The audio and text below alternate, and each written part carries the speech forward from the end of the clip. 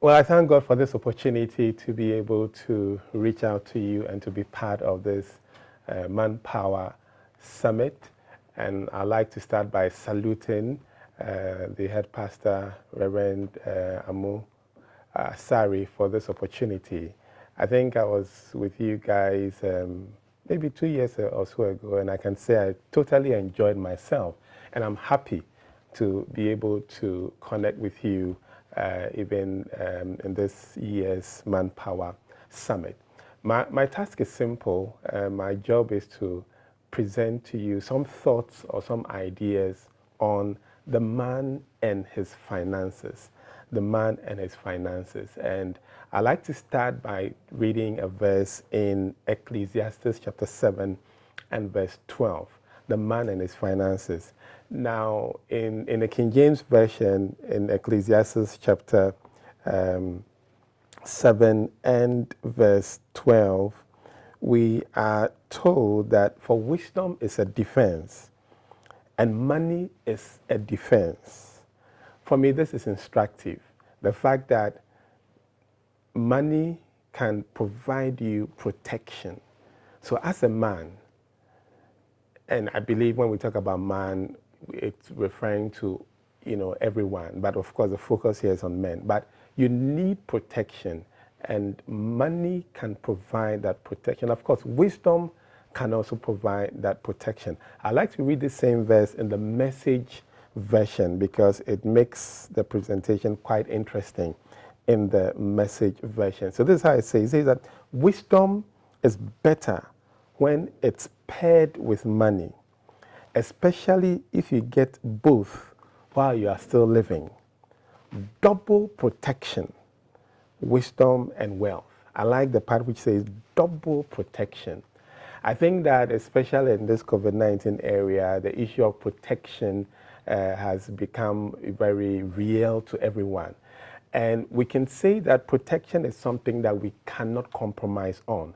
Now, the Bible is making us understand that one of the ways we can achieve protection for ourselves is when we manage our money matters well, because it says money is a defense. It's a defense, and you get a double protection when you have wisdom and then you have money as well. I believe the other sessions within this Manpower Summit, you'll be dealing with things to deal with the wisdom side. So I'll focus my presentation on one source of protection, which is money. And I want to start by saying that you cannot compromise on this protection. So you need to take the issue of finances or money matters very, very important, because you need to protect yourself as a man and you need to protect your family. And how well can you do that? One of the ways is when you have got a good handle over finances. And let me also submit that I want to recommend a model for you in the Bible. And which model am I talking about? The model of Abraham. Again, if you permit me, and if you have your Bible, you can go with me to Genesis chapter 13, and let's read the second verse. Genesis chapter 13, the second verse. It's the model I am providing to you where it comes to the man and his finances. Abraham as a model. Again, I'm reading from the King James, and then I'll read from the Message version. It says in verse 2 of Genesis chapter 13, and Abram was very rich in cattle, in silver, and in gold. Now, in the Message version, it says that by now, Abram was very rich, loaded with cattle and silver and gold. I like the word loaded because it's part of our terminology here in Ghana. When you say someone is loaded, you know that the person really has got cash. So it says that Abraham was very rich, loaded with cattle and silver and gold. So the model that I'm recommending to you, where the man and his finances are concerned, is that you must aspire to become very loaded.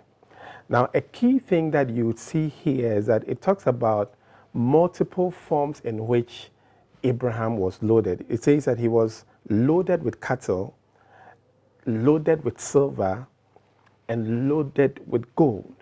So you can see multiple streams of wealth. I want to recommend to you, when I talk about Abraham as a model, is that when it comes to your finances as a man, as a Christian man, you must aspire to have multiple income streams, multiple financial assets. The emphasis is on the word multiple.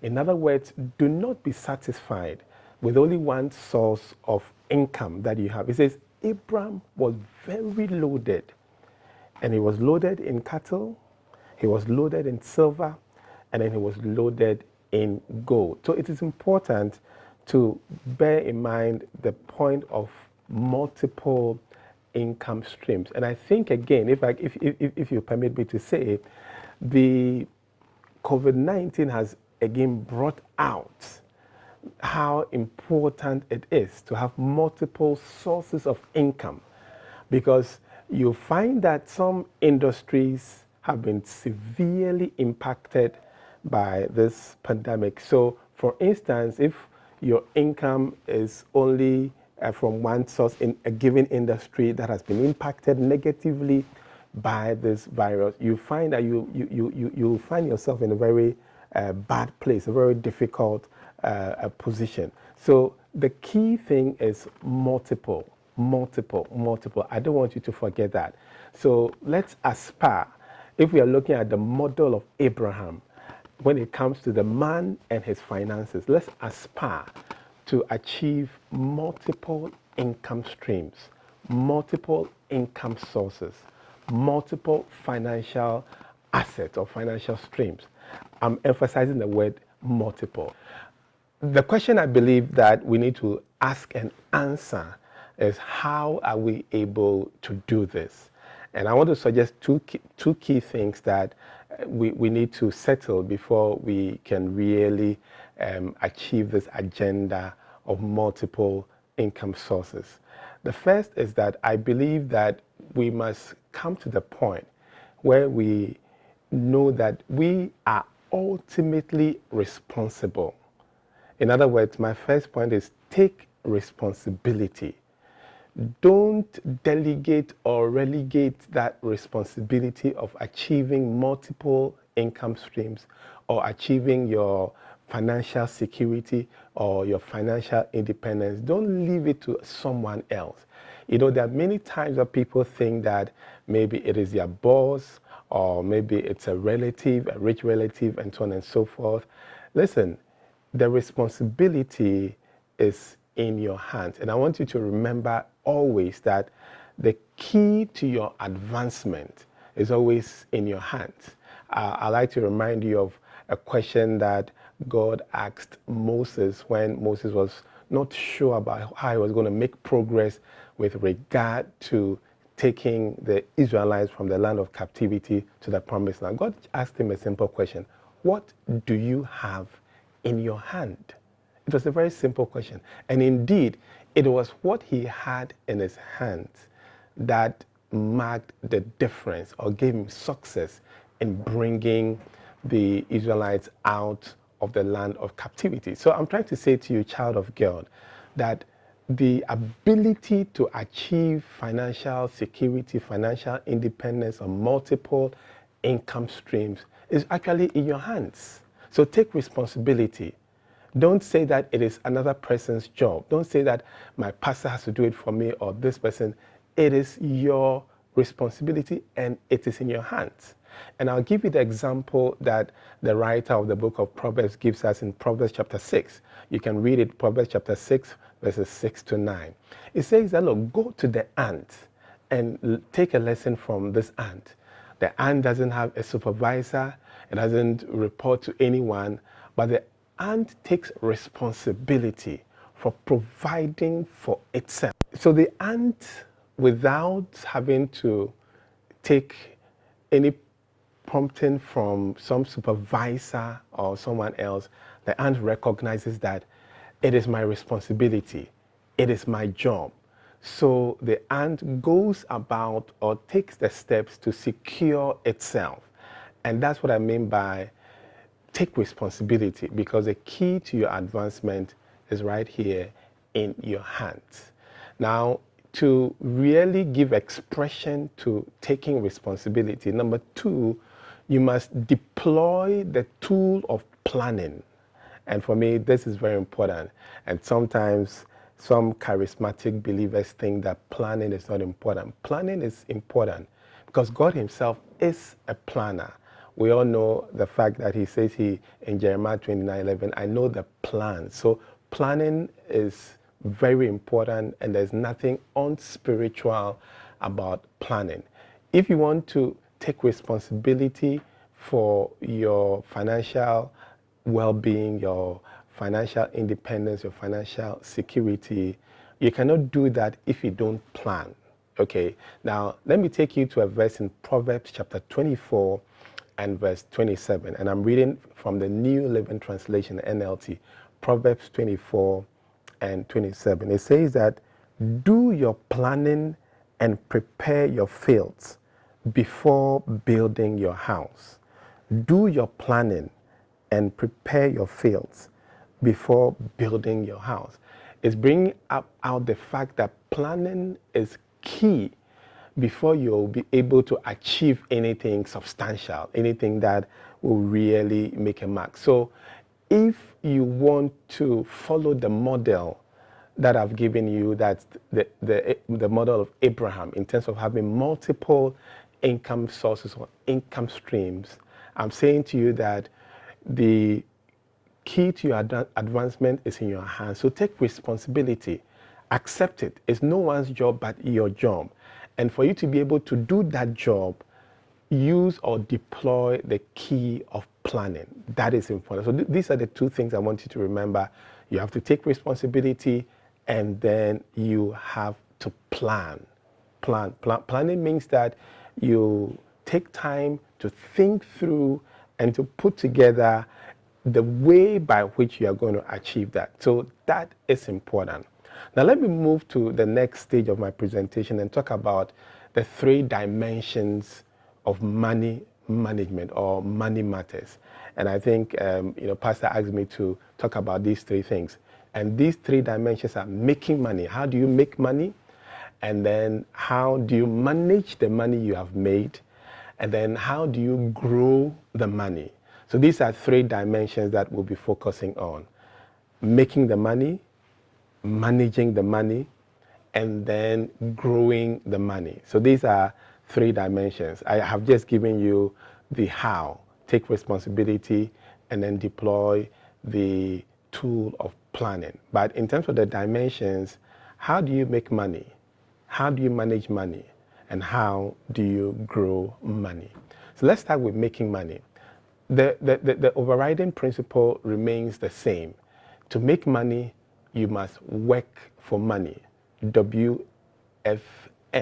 These days we talk about WFH, working from home. So you can remember this one, WFM. Work for money. In other words, you must find a way to put in some effort to produce some product or some service that you can put some value on, that someone can pay you. So either you're working for someone or you're working for yourself. But either way, you are engaging your capabilities to contribute in producing some product or service. And there's a whole range of jobs out there. But the key thing is that you must work for money.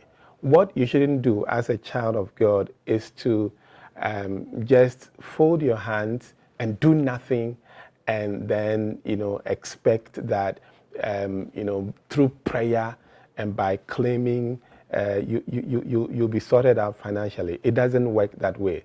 Indeed, I wanted to read the New Living Translation version of the Proverbs chapter 6, where it uses the word lazy bones. Say, lazy bones, go to the ant and learn. So you must work for money. That principle is there. I guess the question or a follow-up question would be, so how do you work for money? Now, I want to lay some a broad principle here. I believe that when it comes to working for money, the key thing is what value are you bringing to the table? Now, every business that we can talk about today thrives on providing a solution or bringing some value to the table, whether it's the food you eat or something you drink or something you watch or something you feed your brain on, whatever it is, where you stay, how you move around, how you communicate, whatever you can think about, it is something that is bringing value to you. It's a solution to a need that you have. In other words, if we are saying that you need to work for money, don't say, where are the jobs? Rather say, where are the needs? Where are the problems? What can I do to help provide a solution? So it's important to think in that way. When it comes to working for money, it's all about what solution or what value are you bringing to the table. Now, let me quickly say that sometimes there may even be an existing solution, but you can come up with an enhanced or an improved solution. Okay? And again, you can think of it in so many ways. Even think about, let's use a common example of the phone. Some time ago, we didn't have the smartphone, did we? I think in the early days of mobile telephony, you could see some pictures of some of the phones that were in town. Some looked like a machine gun and all of that. But with time, it's the same need, but you can see that the solution is being enhanced. Okay, but the key thing is a solution of bringing value. So I know sometimes there are people who say, oh, there are no jobs around. Stop looking for jobs and start looking for problems. Start looking for solutions that can be improved upon. That is how you position yourself to work for money. Now, listen to me. When you're working in an organization and you can demonstrate that you are bringing some ideas that would enhance the value proposition they give to their target market, you can be sure that you are the one who will get the job or who will get the promotion. So it's about thinking or setting our minds to think in that way, to think solutions and to see how we can bring value to the table. Let me quickly add that in thinking solutions or in bringing value to the table, also you need to be aware of the times, the dynamics of the times, understand the times, and then that understanding will help you to give a relevant response. So for instance, look at how COVID-19 has changed the way we do business or people go about things. So if you are bringing a solution, you have to look at the context or the dynamics of the times so that your response will be relevant. Today people are doing a lot of activity online. So if you invest so much in brick and mortar, it may not necessarily yield the kind of dividends that you would have worked some time ago. So as you're thinking solutions, as you think of how to add value, I'm saying to you that also look at the dynamics and how the dynamics have changed and what it means for how you can respond in order to get people to patronize your product or your service and let you make money in that way. Then I also want to quickly add that it's good, especially in these times, to invest in knowledge, especially ICT-related knowledge, because given what has happened, you find that things have changed. I'm sure you hear people talk about a new normal. It's the reality. And so you need to invest in knowledge, especially in ICT-related area, because that will help you in coming up with solutions that are relevant and that will meet the aspirations of the people you intend to serve. And let me end by saying that, in all of this, also let your focus be on the experience. What is the experience that you want the people who you are serving to have, whether it's a product or it is a service. What is the experience? Because people want to talk about the experience. If you look at social media, people like to talk about how their experience of this or that is. So that should tell you that people are really interested in what the experience is in patronizing your product or service. So these are some things you must have in mind. But the key principle is working for money. I'm just trying to let you know that working for money is really predicated on the solution or the value that you are bringing to the table. Let me move to the second dimension, which is managing money. And that is where a lot of people sometimes have a challenge. They make the money, but it all goes because they don't know how to manage it. I want to suggest two things when it comes to managing money. Of course, a lot can be said, but I don't have all the time in the world. So I'll just talk about two things that you can do when it comes to managing money. And again, it's not rocket science. It's something that probably you already know, but maybe you don't really practice it.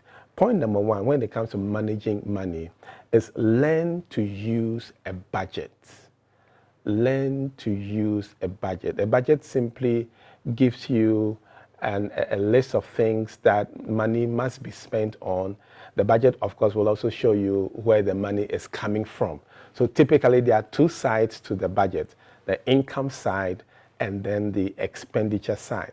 Now the truth is that when you don't have a budget for the money that you're making, you would realize that you get the money all right, but then you don't know where the money went to, how you apply the money. It's simply because you didn't have a budget. Because if you have a budget, you can go back and look at your budget and say, okay, I spent so much on this, I spent so much on that. And then it can help you to know how well you're doing. And if you need to make some adjustments. So for instance, if you see that you spend so much money on, let's say, airtime versus maybe money you spend on books or that, when you have to do some adjustment, you can have an idea that maybe let me deal with this item, I'm spending too much money here, and so on and so forth. So the budget is useful. And to be able to use a budget, you must learn how to track your expenses and of course your inflows. Now when it comes to inflows, typically it's not a problem because many people don't have a lot of inflows. Maybe you're a salary worker or whatever. But the expenses is where typically the challenge is. But if you want to do a good job with managing your money, you must learn to use a budget. Learning to use a budget also means that you have to make allocations for your bills. And I want to stress this fact. You need to make allocations for your bills. And let me make this point strongly. Your bills include the future. The future is a bill. Many people, when they are thinking of bills, they don't think about the future. They are thinking of maybe things that they've already consumed, utility bill or this or that or that. But listen, the future is also a bill. Why do I say that? Because everyone listening to me is expecting to be around for a long time. Indeed, what do charismatic believers like to confess? With long life, He will satisfy me. And sure, God will satisfy with long life. But with that long life that He satisfies you, what will be your experience if you don't have adequate finances, if you haven't built the financial security for that future? So when I talk about making allocations in your budget, you must make an allocation that caters to your future, putting money aside for when you retire, because a time will come when you retire.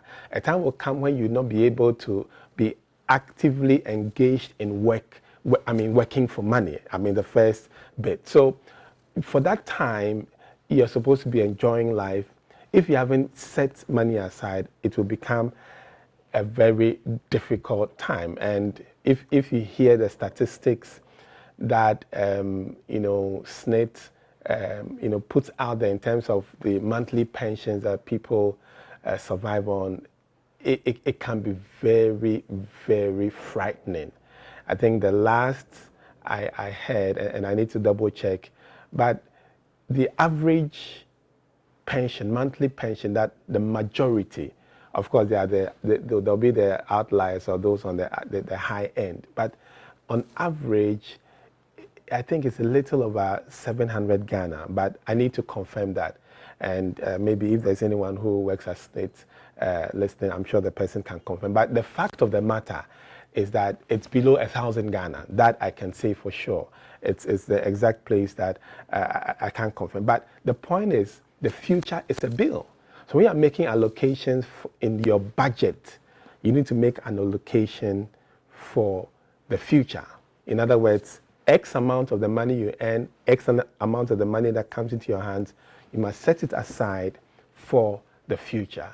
So that is one important thing, using a budget, tracking your expenses and your outflow and your inflows, and importantly, making allocations. And don't forget that the future is also a bill that you must make an allocation for. And I want to submit some what I call a guiding philosophy that you can have when it comes to managing your money, and that is, learn to spend on your needs, not your wants. Okay, because it's not every want that you really need. And let me explain why I say that. If I come to your house today, I'm quite sure that I'll find a number of shoes or some suits or some dress or some bags or something that you have bought that you haven't used and you are likely not going to use. But at the time you bought it, it looked nice. You wanted it. It was maybe, what was the fashion of the time or the day. Okay, and a lot of people are guilty of spending money on what they want, not what they need. But my recommendation when it comes to managing money, you do best when you focus on your needs rather than your wants. If you want me to give you even a Bible verse for that, if you look at Philippians chapter 4, verse 19, it says that my God shall supply all your needs. It didn't say all your wants. My God shall supply all your needs according to his riches. So needs are central. And be careful, because your wants will not always lead to an optimal result. Again, let me give you a Bible example, because I know I'm talking to believers. Listen, there was a time that Samson said, I want this woman. That was not an optimal choice for him. So your wants would not necessarily lead to optimal decisions. So I think that when it comes to spending your money, let the focus be on, what do I really need? Or you must be asking yourself, do I really need this thing? This thing that I'm going to spend money on, do I really? And you need to be honest with yourself. Do you really need it? Or you just want to buy it?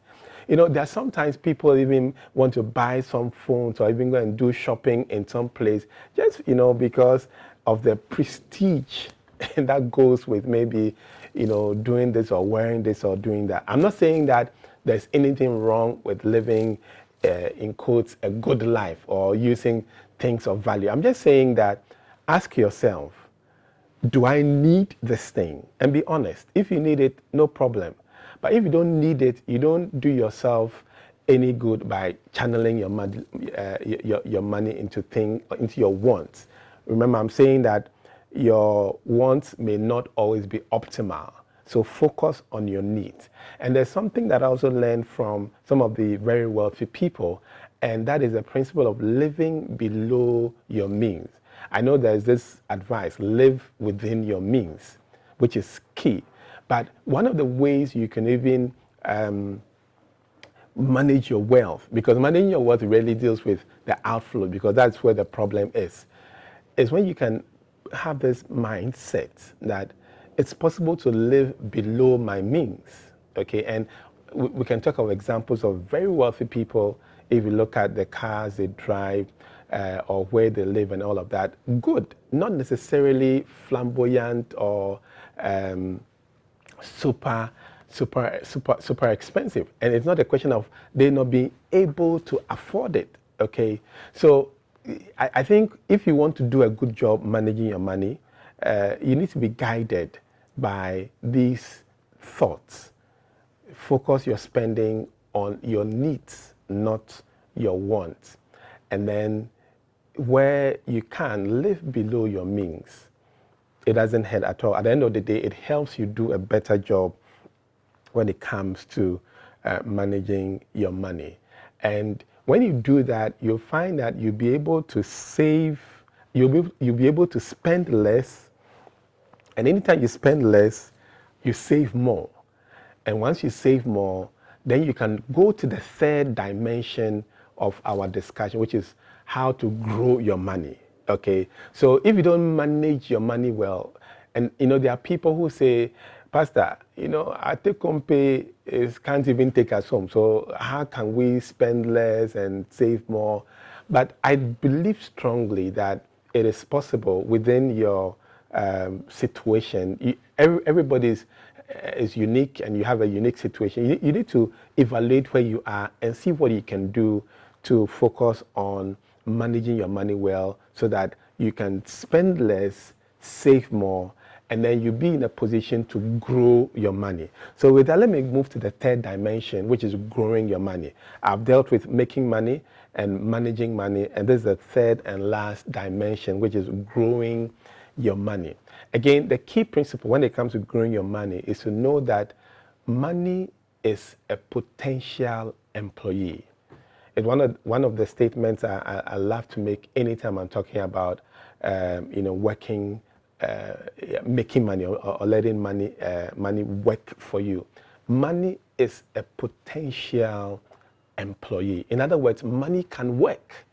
And so when you've made the money and you've managed it well, and you've been able to save, because you're not supposed to spend all the money that you make. You're supposed to keep some as savings. After you've saved the money, don't let the money sit down idle, because there are forces that can reduce the value of the money. For instance, you can talk about inflation or even depreciation of the currency. These are factors that can reduce the value of the money. And that's why you must learn to grow your money or put your money to work. But to do that, I'm saying that always remember that money is a potential employee, meaning that money can work for you. So when it comes to growing your money, always remember MWFU, money can work for you, and let money work for you. That is how you can do it. Now, to let money work for you is essentially what investment is all about. Now, before you can do that, let me provide to you a checklist that will help you. And this is important because, especially in the past few years or so, I think we've all witnessed some challenges within the financial industry here in Ghana, and I think some people have even become skeptical about this whole concept of investing or letting your money work for you. But the truth of the matter is that, there are people who are making their money work for them, and because they are doing it right, it's working well. Okay, of course, I'm not trying to suggest to you that maybe if you try to let your money work for you and it didn't go well, you erred. Well, maybe you missed some points, but of course, I recognize the fact that when it comes to letting money work for you, there will always be the risk element and so on and so forth. So I just want to give that balanced view. But I think that if we can avert our minds to how we go about letting our money work for us, at least it prepares us, and we'll be in a better position to know whether we are taking so much risk that the possibility of losing money or the expectations not being exactly what we had at the time of investing, so that we can be better prepared. That's what I want to do with this checklist. Okay, so if you can go by this checklist, it will help you a great deal, because letting money work for you is one of the time-honored ways of growing money. Investing it, letting it work for you. That is what it is. It's like if you have an accident, it doesn't mean that driving a car is bad, and you can say that you're not going to move around. So if you have maybe had some challenges in the course of attempting to as it were, let your money work for you.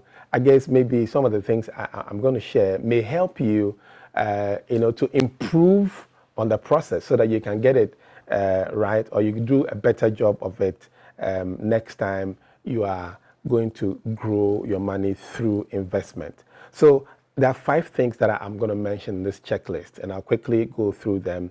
And then I want to believe that maybe we'll have some questions that would come, from you, and I'll try and respond to the question that you pose. But on the checklist, the 5-point checklist, the first, the first is, what are your objectives? Before you release your money to work for you, you must ask yourself, why do I want to do that? What are your objectives? Because your objectives will help guide you where you need to take that money. For instance, if your objective is to create an emergency fund, then you will know that the emergency fund must be invested in a certain type of vehicle or instrument. And let me quickly say that again, what COVID-19 has shown everyone is that creating an emergency fund is critical. It's non-negotiable, because you've had situations where some people have had to take some pay cuts. Some people have totally lost their income sources. And, in Ghana, it was in March that we had, the incidence of this coronavirus here. And since then, things have not been the same. So from March to now, it's about 4 months and counting. And there are people who have lost their sources of income. Now, the question is, if those people didn't have reserves, you can only imagine how life must have been for them in this period. So you need to have an emergency fund. So if your objective, I'm on the first point of the checklist, if your objective is create an emergency fund, then it will guide you as to where to put it. Listen, there's no reason why you must put your emergency fund in, let's say, shares or equities listed on the Ghana Stock Exchange. That doesn't make sense. Your emergency fund must be in near cash instruments. When we say near cash, we are talking about instruments especially that the banks sell that may earn you some return, okay, but it's liquid enough should you have to fall upon it in an emergency, okay? So to create an emergency fund, you put it in either maybe a savings plus account or a savings account or some other money market type instrument. There are money market mutual funds out there, So once you are clear on your objective, I'm giving the checklist. Once you are clear on your objective, it will help you know where to deploy your money to work for you. So folks, it's not just about, hey, what is the best investment in town? No. Start with, what are my objectives, okay? Then secondly, ask yourself, how much risk can I take or tolerate? How much risk am I willing and able? That is important. Not just, because sometimes it's interesting. You can ask people, can you take risk? And they say, yeah, I can take it. And then you put a scenario before them, and then they say, no, I don't want this one. For instance, if you have to choose between an investment option that gives you, let's say, the probability of making, let's say 20%, or you get 0, versus one that gives you a 50-50 chance of, let's say, making 10%. You'll find that people might gravitate towards the 50-50, but those people might think that they can take risk, okay? So when it comes to risk, you need to assess yourself. Are you willing and are you able? Those are 2 key questions. Are you willing and are you able? So assess your risk tolerance, because the point is every investment goes with a degree. You need to understand the risk return characteristics. Now, again, let me quickly say that, from what has happened in the past years here, you find a lot of people have been chasing returns. But please, you must understand a certain basic principle when it comes to finance, where returns are concerned. The higher the returns, the higher the risk. So to the extent that you are chasing high returns, you must know that there is also high risk associated. Okay, so you must ask yourself, can I take that high risk? If you can, then you go for what you are able to take, because we all differ in our willingness and ability to take risk. So that's the second point in the checklist, your risk tolerance, assess it. Then the third in the checklist is how much time do you have? So if, let's say, you are a 25-year-old man and you are creating an investment for your retirement. In Ghana, retirement is at age 60. If you are 25 years, it means you have, 35 years. That's a long time. And so you can afford to channel that money into a long-dated, risky investment, because with time, you know that it can pan out. But if, let's say, you're 55 or 57, you don't have any business channeling your retirement income into a long-dated investment. So that's why how much time you have at hand is also important. So that's the third on the checklist. The first is what? Objectives. The second is what? Risk tolerance. The third is your time horizon. The fourth checklist is what information do you have about that financial product or that investment product that is being sold to you? How well do you understand? Again, a lot of people make the mistake. And the mistake is that, because brother so and so did it, or because my wife, or because my cousin, because my sister, because so and so did it and says it is good, then you follow through. Please, what is good for one person may not be good for you. It's important for you to ask yourself, do I understand this product? Do I have all the relevant information to make a decision? There's this man who is reputed when it comes to investing, Warren Buffett. He's made his wealth. He's a billionaire. He's in the top, if you're talking about the top richest people in the world, I think within the top 10, you'll find him there. Listen, one of the ways that Warren Buffett has been able to let money work for him, because he has created a lot of his wealth through letting money work through investment. He will tell you that he never invests in something he doesn't understand. So the fourth point on my checklist is, do you understand it? If somebody is saying that this product will give you 10% or 50% every month, you must understand, how are they going to make the money to be able to give you that kind of return? Okay, so that's the fourth point in the checklist. What information do you have, or how well do you understand? Please, if you don't understand it, stay with what you understand. Otherwise, you might take a step and then it might not go well, and then you might be looking for someone to blame. But remember what I said at the beginning, you are the one responsible. So always take that responsibility. So make sure you understand. So that's the fourth. The fifth and last is diversification. Listen, this one is a principle that we all learned even when we were in preschool, nursery, kindergarten, and all of that. One of the wise things that we are taught is, don't put all your eggs in one basket. That's what diversification is all about. Okay, so you must always look at how you're going to diversify the investment you are making, how you're going to let your money work for you. Don't put all your investments in one place or in one vehicle or with one institution.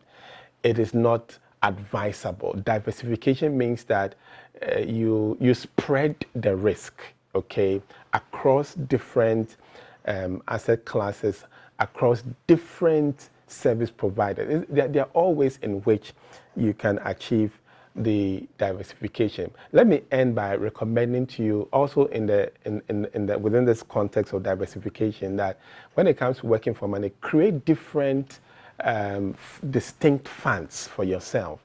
I recommend create an emergency fund, okay? Because in life, emergencies occur and they don't give notice usually, okay? The experts say that ideally you must have 6 months of your monthly income or the amount of money you live on in a month in an emergency fund. So you can do the computation yourself. How much do you spend or live on in a month? Multiply it by 6. That must be in an emergency fund. And remember, I said in an emergency fund, it must be in a near cash vehicle or instrument.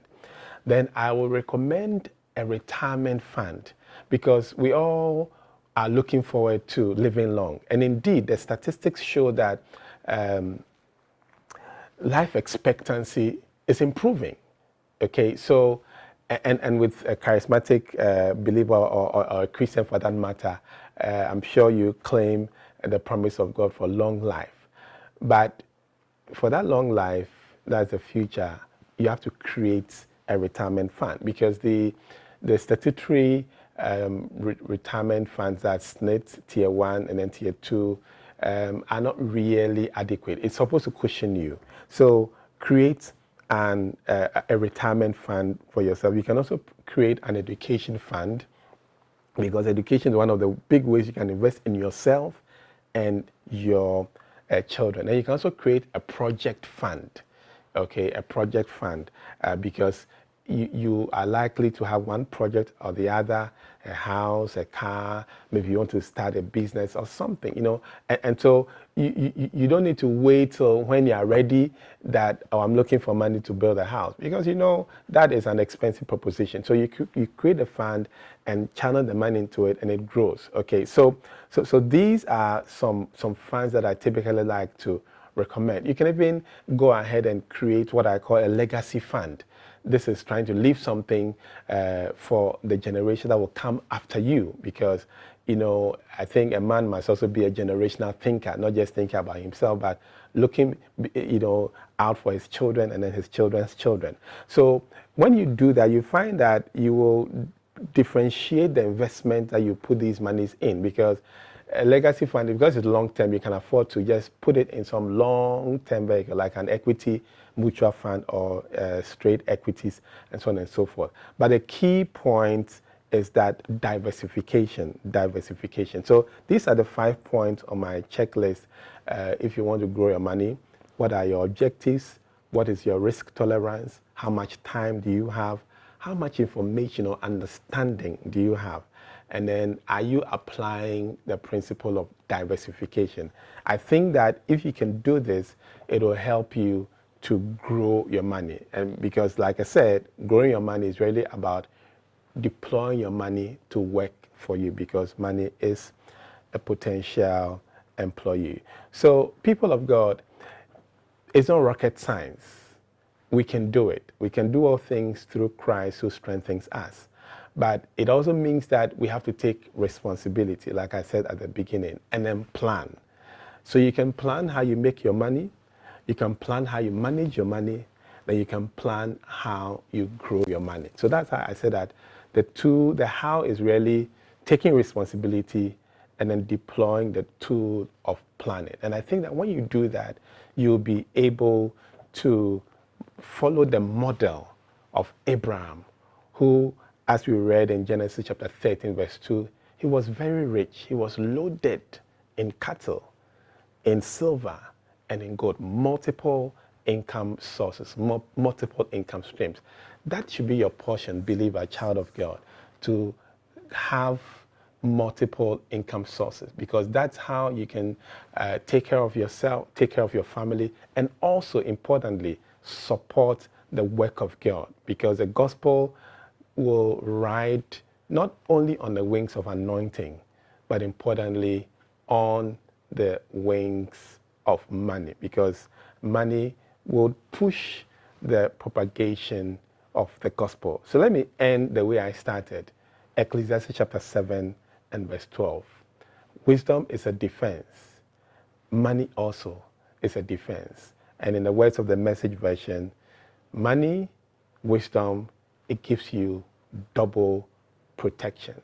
So man, woman, child of God, Christian man, remember, you can manage your money well. It is not rocket science. And I believe that these things I've shared, if you can apply them, it will help you achieve that. God bless you. And I pray that as you apply these things, God Himself will add His favor and He will add His blessings to make that difference so that you can have a testimony of the man or the woman or the Christian who, like Abraham, is financially sorted. God bless you. God bless you. God bless you.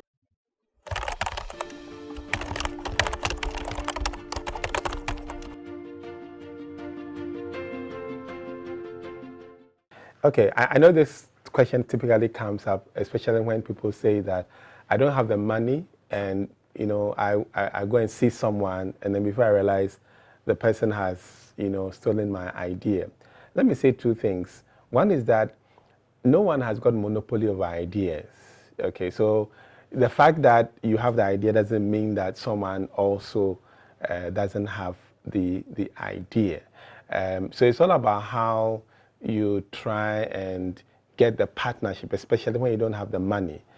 Sometimes you must position yourself in such a way that you want the person who is bringing the money to have a decent share in the business, okay?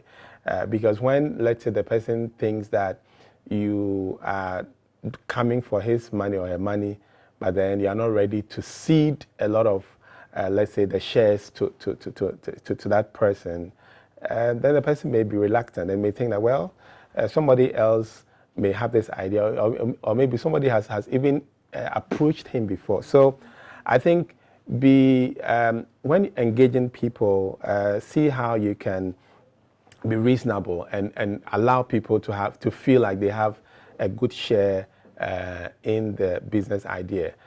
Secondly, if there's any way in which you can protect the idea you have in terms of patenting or registering it, that also is fine. But finally, I would say that if someone steals your idea, go back to the source. God is the source of all ideas. He can give you another idea, and you can ride on that.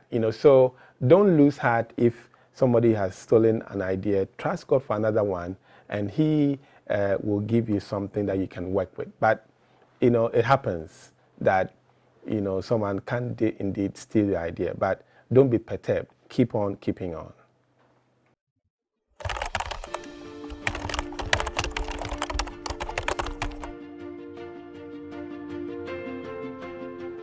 Well, my response is that certainly COVID-19 has changed a lot of things because of restrictions on movement, because of concerns for safety and protection and all of that. So I think that we just need to open our eyes and look at where do people want to, for instance, shop, or what are the things that people need and how do they want them delivered, okay? Clearly, if you look at the e-space or e-commerce space, there's a lot happening there. Even education, you're having a lot of e-learning intervention. So I think that clearly, that space, need to be looked at. But the key thing is, ask yourself, with this era, what do people need? Where would they like to go? How would they want their needs to be met? I think if you avert your minds to that, you'll be able to spot some opportunities and then fill them. Remember, it's always about needs and solutions and improved solutions. So I think that's what I want to say to that.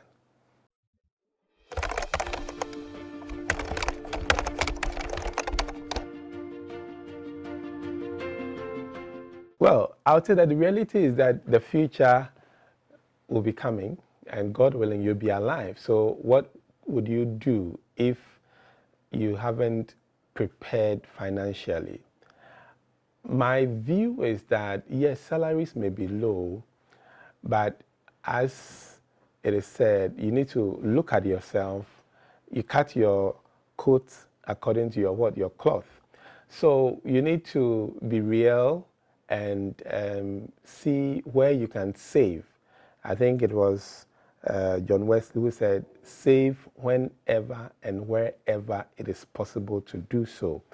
So once you know your salary is low, it means you need to work harder, in two ways: to manage it, but also to develop multiple income sources. So yes, your salary is low, but ask yourself, what else can I do? Can I, through doing some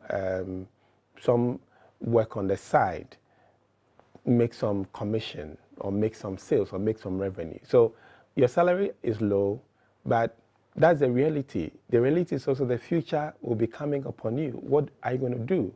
Manage what you have and grow or explore multiple income sources.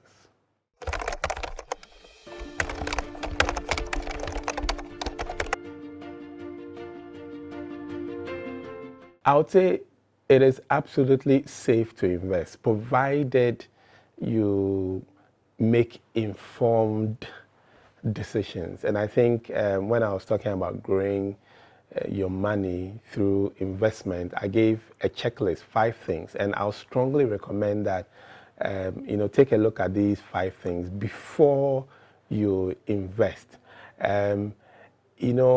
The regulators in the financial sector, one of the ways they they protect investors is, to ensure that the market operators are doing the right thing, but also to provide information to the investing public. In the case of SEC, for instance, we are looking at making more information available on our website on the various market operators. And then we're also looking, to broaden even the source of data available. It's a project that we're working on. And because the key thing is to make informed decisions. So it's still safe to invest, but before you do, just ask yourself some things. For instance, ask yourself, is the entity licensed? Or do they have a valid license? Ask yourself, the product that they're selling, is it licensed? Is it recognized? Because if you look at a lot of the challenges, you can trace it to people doing things that they haven't been licensed to do. Granted, maybe we can say regulators can do some more in that area, but at least if you know you are responsible, ask yourself some basic questions, and that will help you to make the right decision. But I can confirm that, a little survey I did recently, people are investing. So it is still safe to invest. You just need to do it right.